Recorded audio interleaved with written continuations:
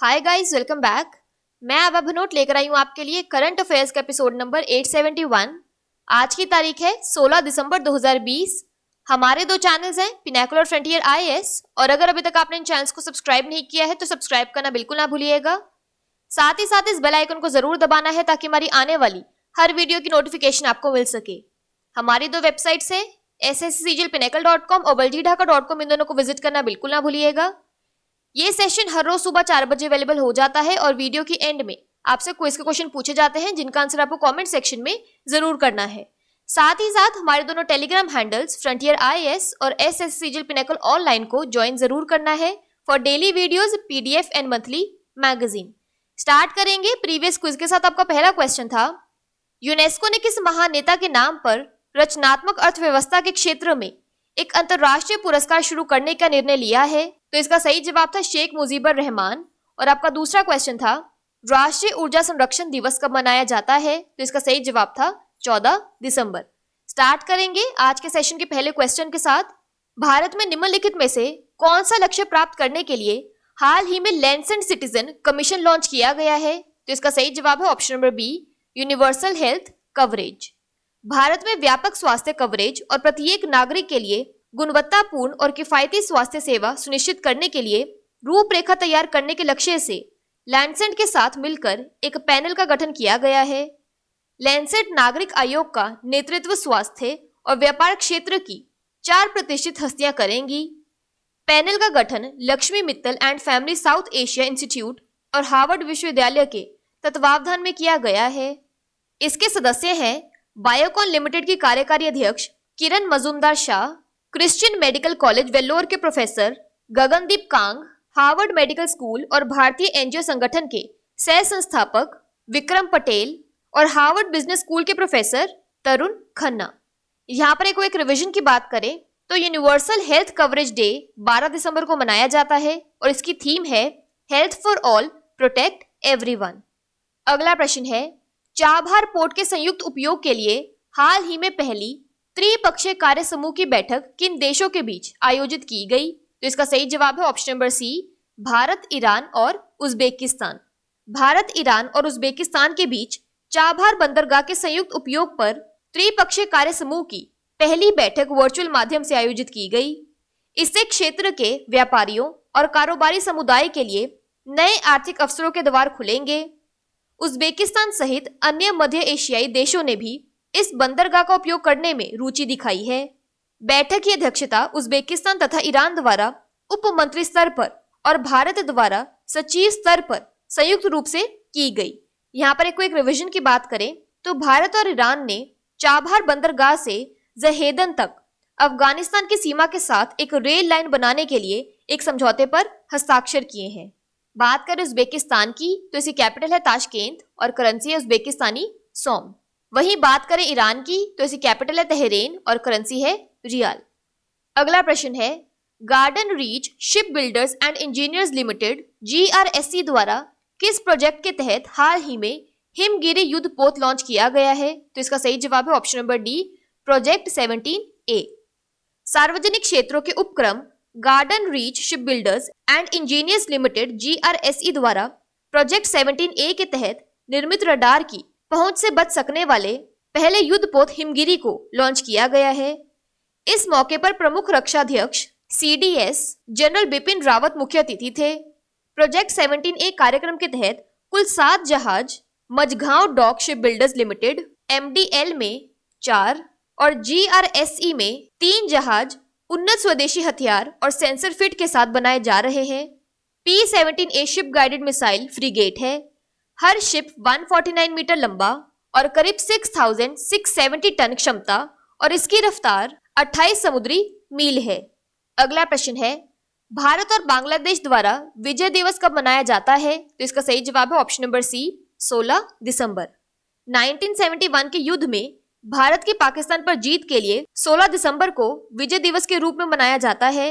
युद्ध का अंत बांग्लादेश के गठन के साथ हुआ जो पहले पूर्वी पाकिस्तान था।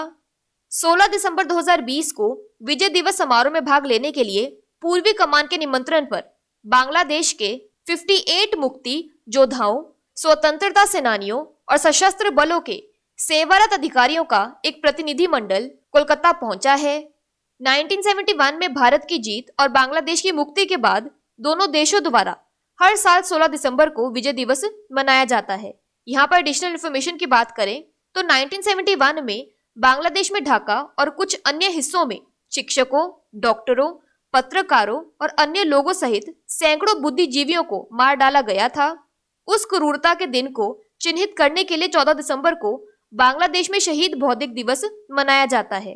अगला प्रश्न है, social entrepreneur of the year award 2020 किसने जीता है? तो इसका सही जवाब है ऑप्शन नंबर बी, Ashraf Patel. The youth collective CYC के संस्थापक सदस्य और बोर्ड मेंबर अशरफ पटेल को social entrepreneur of the year award India 2020 से सम्मानित किया गया है। उन्हें यह पुरस्कार केंद्रीय मंत्री महिला और बाल विकास और कपड़ा मंत्रालय स्मृति जुबिन ईरानी द्वारा प्रदान किया गया। यह अवार्ड उन उद्यमियों को सम्मानित करता है जो भारत की सोशल समस्याओं को हल करने के लिए नए, स्थायी और स्केलेबल समाधानों को लागू करते हैं। यह 2010 में श्वाब फाउंडेशन और जुबिलेंट भारतीय फाउंडेशन द्वारा स्थापित वार्षिक पुरस्कार का 11वां संस्करण है। यहाँ पर एक क्विक रिवीजन की बात करें तो बांग्लादेशी सआदत रहमान को अंतर्राष्ट्रीय बाल शांति पुरस्कार 2020 से सम्मानित किया गया है। यह पुरस्कार नीदरलैंड में एक समारोह के दौरान नोबेल शांति पुरस्कार विजेता मलाला यूसुफजई द्वारा दिया गया था। अगला प्रश्न है, हाल ही में किन दो देशों के बीच एक संयुक्त अभ्यास शाहीन 9 आयोजित किया गया है? तो इसका सही जवाब है ऑप्शन नंबर बी, पाकिस्तान और चीन। पाकिस्तान और चीन की वायुसेनाओं ने सिंध प्रांत में पाकिस्तान वायुसेना के एक ऑपरेशनल एयर बेस पर शाहीन 9 संयुक्त अभ्यास किया। इस अभ्यास को व्यवहारिक सहयोग को गहरा करने और दोनों पक्षों के वास्तविक युद्ध प्रशिक्षण स्तर में सुधार करने के लिए डिजाइन किया गया था। इस अभ्यास का आयोजन वर्ष 2011 से किया जा रहा है। संयुक्त अभ्यास से युद्ध प्रशिक्षण के वास्तविक स्तर में सुधार होगा और दोनों वायुसेनाओं के बीच व्यवहारिक सहयोग को मजबूत किया जाएगा। बात करें the People's Republic of China की तो इसकी कैपिटल है बीजिंग और करेंसी है रेनमिनबी। और बात करें पाकिस्तान की तो इसकी कैपिटल है इस्लामाबाद और करेंसी है पाकिस्तानी रूपी। अगला प्रश्न है, अंकिता रैना किस खेल से संबंधित है? तो इसका सही जवाब है ऑप्शन नंबर ए, टेनिस। भारतीय टेनिस खिलाड़ी अंकिता रैना ने दुबई में अपने जॉर्जिया खिलाड़ी एकातेरिन गोर्गेडेस के साथ संयुक्त रूप से 2020 अल हफ्तूर टेनिस चैलेंज जीतने के बाद इस सीजन का तीसरा युगल खिताब जीत लिया है।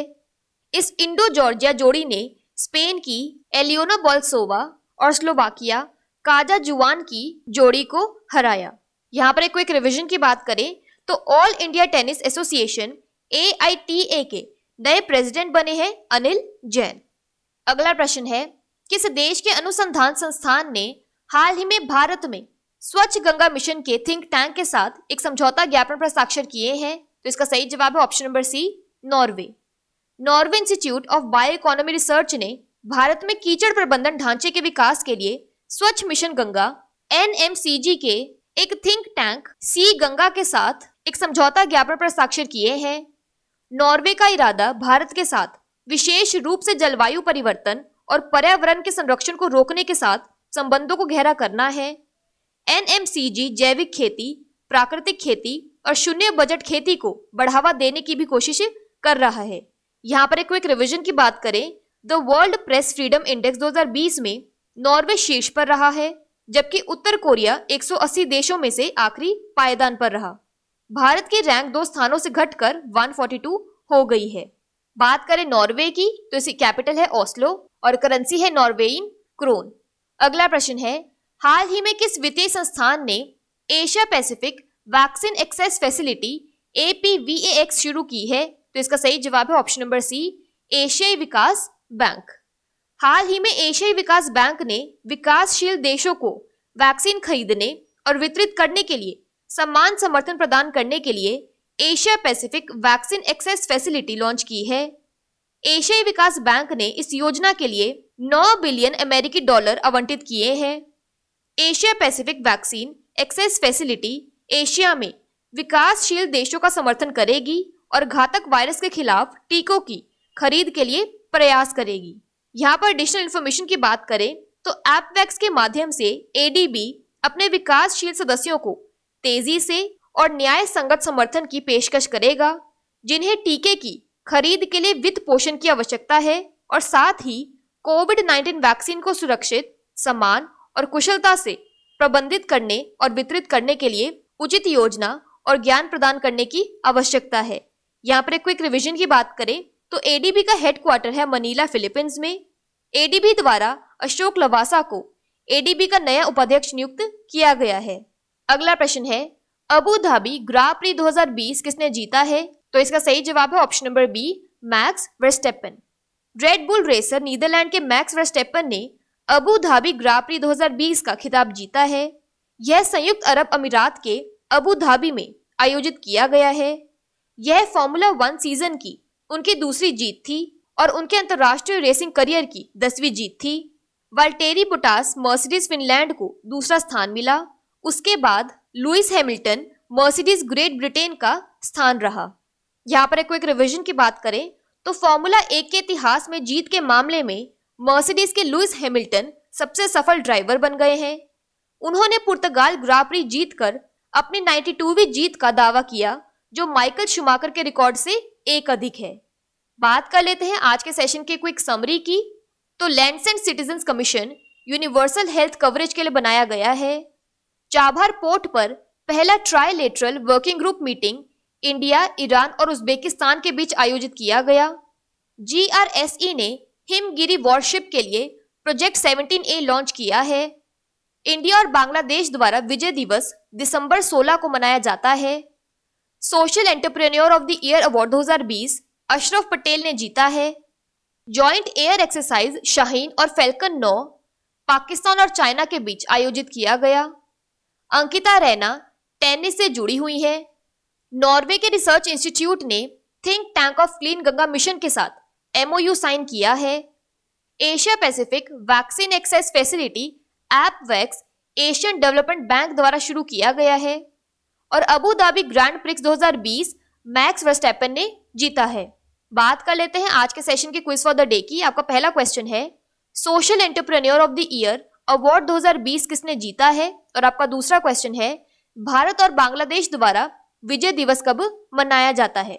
और अगर अभी तक आपने हमारे चैनल को सब्सक्राइब नहीं किया है तो सब्सक्राइब करना बिल्कुल ना भूलिएगा। साथ ही साथ इस बेल आइकन को जरूर दबाना है ताकि हमारी आने वाली हर वीडियो की नोटिफिकेशन आपको मिल सके। हमारी दोनों वेबसाइट्स sscglpinnacle.com और baljeetdhaka.com को विजिट करना बिल्कुल ना भूलिएगा। साथ ही साथ हमारे दोनों टेलीग्राम हैंडल्स को ज्वाइन जरूर करना है। Thank you so much.